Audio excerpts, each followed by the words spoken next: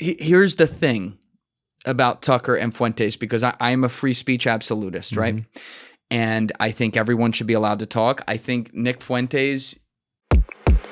Like, for example, I'm sorry to interrupt you. No, I'm please. fascinated by this fissure that we're seeing right now among conservatives about Tucker Carlson's decision to interview Nick Fuentes. Okay. Okay. Why wouldn't you interview Nick Fuentes? If you think he's a turd with repulsive positions, then expose him as a turd with repulsive positions. Don't say, oh my God, I can never talk to him.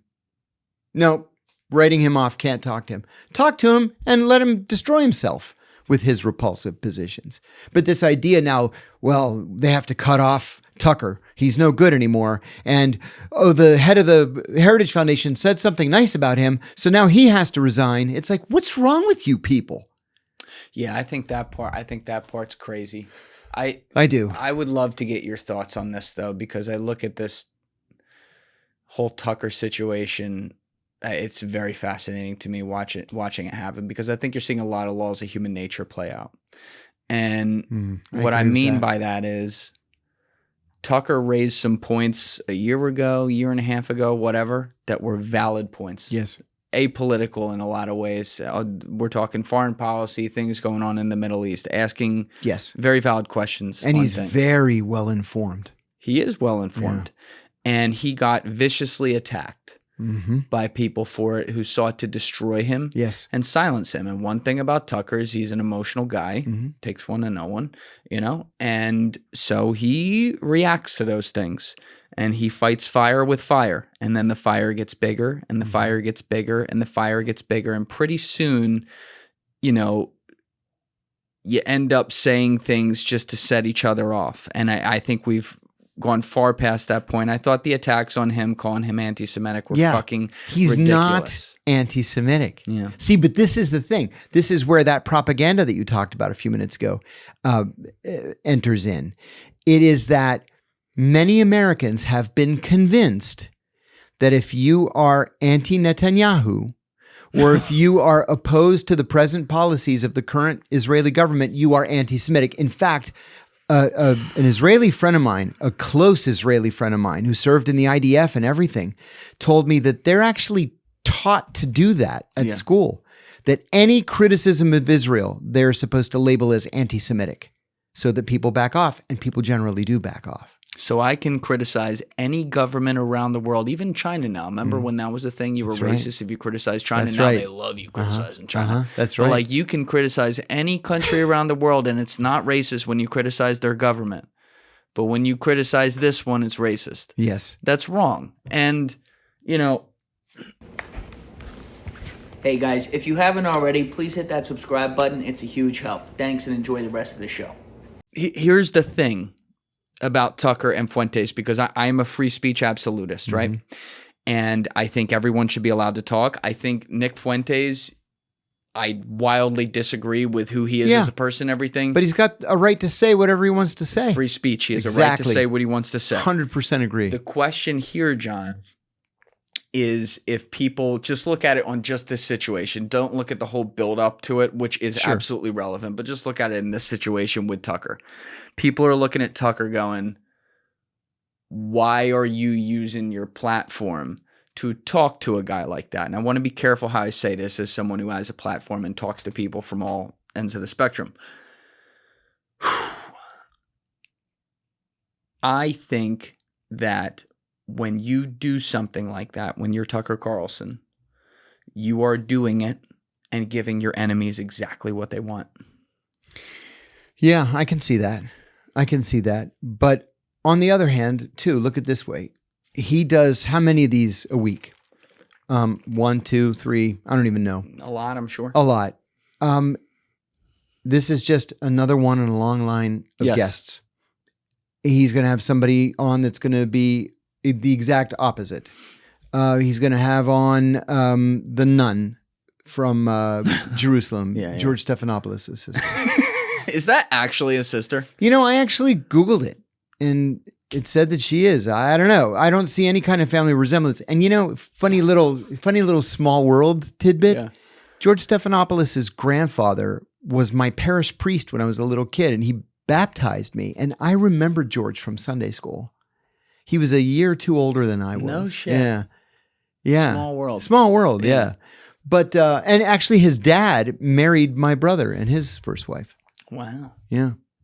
He was a priest here at the Holy Trinity Cathedral in New York. Oh, you Greeks. We all stick together. Parea. Yeah, we're all parea. We all enjoy each other's company. So anyway, for me personally, I wouldn't have invited Nick Fuentes just because I don't think I would have much to say to somebody like Nick Fuentes. But Tucker feels liberated since he left Fox News. Mm-hmm. He feels unencumbered by corporate structures and policies.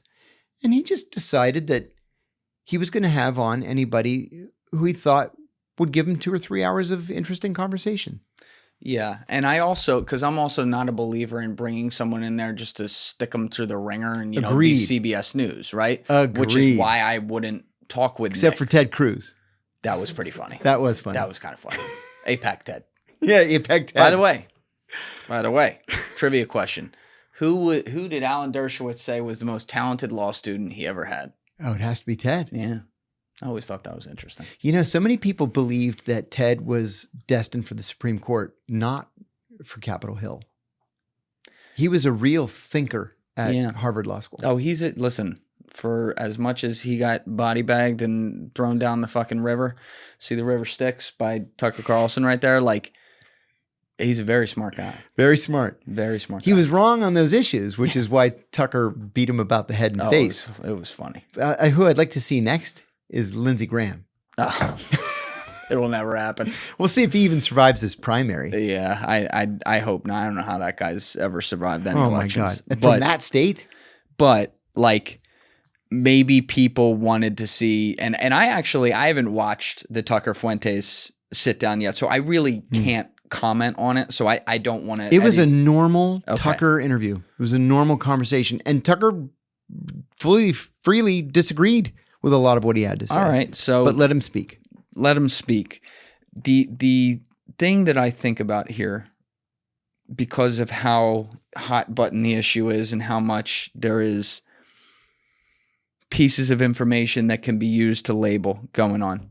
Like, let's look at who you might look at as people that are cringe and annoying, which might be like the hardest core Zionists who anything that they don't like is labeled anti-Semitic, which is a woke tactic. It is. For them to use.